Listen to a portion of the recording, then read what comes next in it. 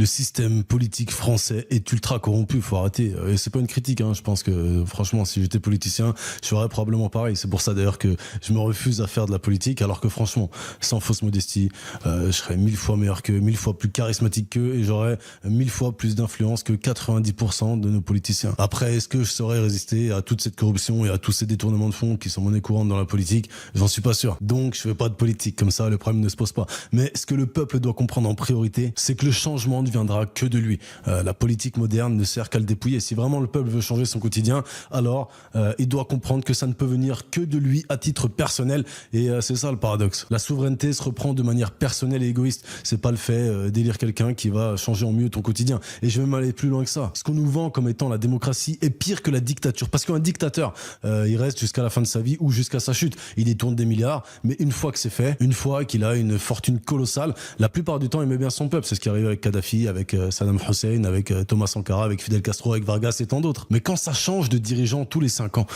tous les 5 ans, t'as le nouveau qui dépouille le pays. Donc le peuple ne peut pas compter sur ses dirigeants pour récupérer sa souveraineté. Il doit, d'un point de vue personnel, s'élever intellectuellement, émotionnellement, financièrement pour ensuite pouvoir s'émanciper. Donc le peuple, d'un point de vue personnel, doit prendre sa responsabilité et devenir un self-made man en jouant avec les cartes du système, donc créer des entreprises, investir, en gros, se sortir les doigts.